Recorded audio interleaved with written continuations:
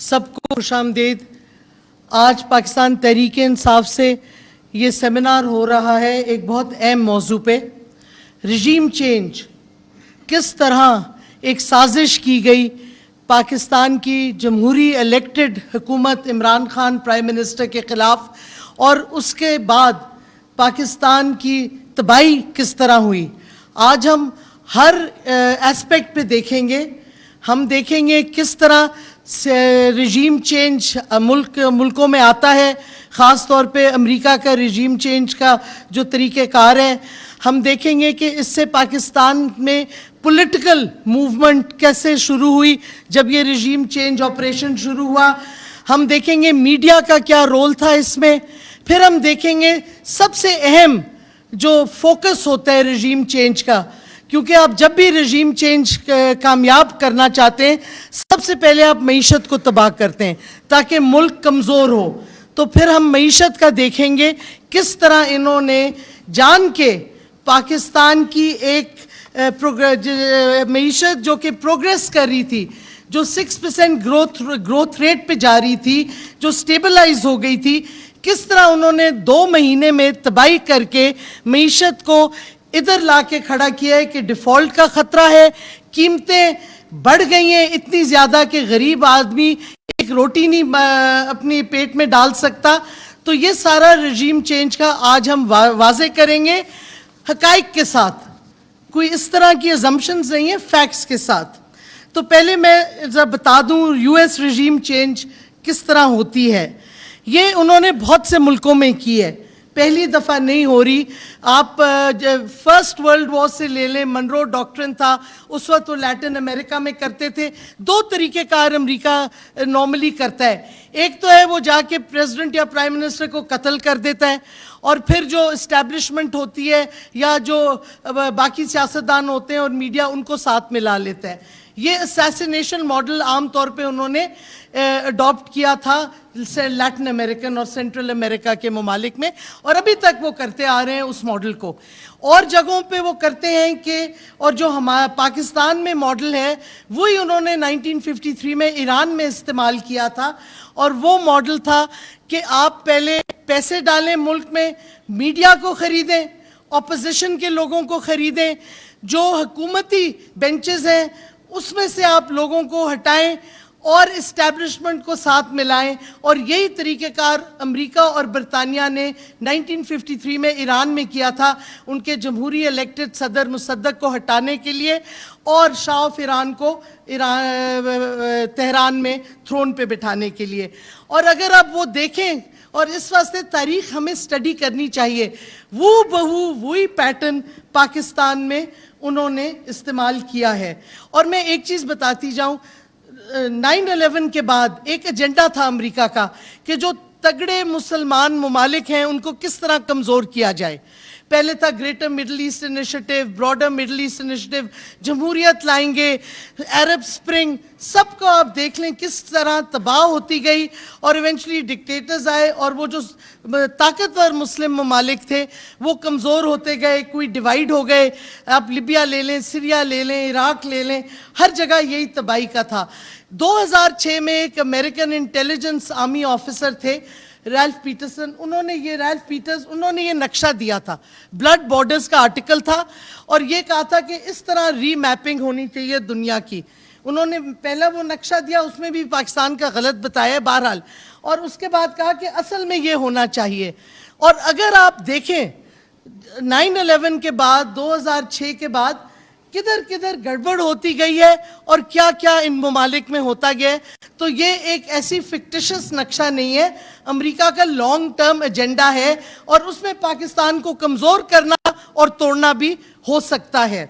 اب آپ کو میں بات لوگ کرتے ہیں سائفر کی، اگر آپ جو آیا 2 آفیشل میٹنگ تھی، ایک امریکن نیشنل سیکیورٹی ایجنسی اور اسٹیٹ ڈپارٹمنٹ کا بندہ اور ہمارے ایمبیسڈر کے درمیان نوٹ ٹیکرز ساتھ تھے، انہوں نے ایک جو پیغام امریکنوں نے بھجوایا آفیشلی، اس کی 3 چیزیں بہت اہم ہیں جس سے واضح ہوتا ہے کہ یہ سازش تھی، صرف مداخلت نہیں تھی۔ سازش کا پیٹرن میں پہلے سائفر پہ آنے سے پہلے بتاؤں گی کہ साइफर लास्ट स्टेज था जिससे ऑपरेशनलाइज होना था रिजीम चेंज एजेंडा, बट असल में अगर आप देखें कब ये शुरू हुआ था तो मेरी राय में 6 जून 2021 जब नेशनल सिक्योरिटी एडवाइजर अमेरिका का उसने स्टेटमेंट दी कि हमारा मुआहदा होने वाला तकरीबन करीब है पाकिस्तान मिलिट्री और इंटेलिजेंस के साथ यूएस की बेसिस के लिए। 6 जून को उसी दिन CIA के चीफ आए पाकिस्तान और ये खबर न्यूयॉर्क टाइम्स में 7 जून को प्रिंट हुई। 8 जून को डॉन अखबार में भी यही खबर प्रिंट हुई कि CIA चीफ आया है। अब क्या क्यों आया है, क्या करने आया है, बट टाइमिंग देखें, अनाउंसमेंट होती है कि तकरीबन एग्रीमेंट होने वाली है। तो ये 19 जून को फिर क्या होता है, जिधर से असल रिजीम चेंज की तरफ जाती है अमेरिका भी, हमारी जो हैंडलर्स हैं, जो लोकल कंस्पिरेटर्स हैं, वो उनके सबके इंटरेस्ट कैसे मर्ज होते हैं। क्योंकि 19 जून को उस वक्त प्राइम मिनिस्टर इमरान खान ये पब्लिकली इंटरव्यू में कहते हैं absolutely not to American basis. उसके बाद कैबिनेट भी ये व्यू को सपोर्ट करती है। उसके बाद जब ये मैसेज चला जाता है अमेरिका को तो एक्टिविटी शुरू हो जाती है और जो बहुत सी मीटिंग्स सडनली होती हैं डिप्लोमैट्स के साथ, पॉलिटिशियंस के साथ। हमें थोड़ी सी मीटिंग्स जो अखबारों में आई हैं उनकी तो लिस्ट भी तैयार की है, जरा प्लीज दिखाते जाएं। मतलब कई ऐसी मीटिंग्स हैं जिनमें पाकिस्तानी सियासतदानों का कोई ताल्लुक ही नहीं, अमेरिका की पॉलिसी से, फॉरेन पॉलिसी से, यूएस एड से कोई ताल्लुक नहीं। किस तरह मिल रहे हैं, क्यों मिल रहे हैं, ये सवाल उठता है, लेकिन ये फ्लरी ऑफ एक्टिविटीज हो जाती है। अब सवाल उठता है कि पाकिस्तान का माफिया, ये लूटर्स जो हैं, इनको क्या जल्दबाजी थी उस वक्त? इनको ये जल्दबाजी थी कि इनके केसेस मैच्योर हो रहे थे। तो जब सवाल लोग पूछते हैं ना वाई नाउ, अब क्यों, जब मईशत भी ऊपर जा रही थी, सारा कुछ स्टेबलाइज हो गया था, कोविड से हम निकल आए थे, उसका जवाब बड़ा सिंपल है। इस वास्ते कि इससे पहले कि बहुत ज्यादा मईशत स्ट्रांग हो जाती और ज्यादा स्टेबिलिटी आ जाती, रिजीम चेंज लाजमी थी और उनके केसेस मैच्योर हो रहे थे। तो उन्होंने तो अपना NRO 2 लेना था इससे पहले कि उनकी सजाएं हो जाती। तो ये मर्जिंग ऑफ इंटरेस्ट आ जाता है। और उसके बाद इंटरेस्टिंग एक चीज और है, जो हैंडलर्स या न्यूट्रल की आप बात करते हैं कि उनको क्या थी, मे बी उनकी विजन थी कि अमेरिका से ज्यादा ताल्लुकात हों।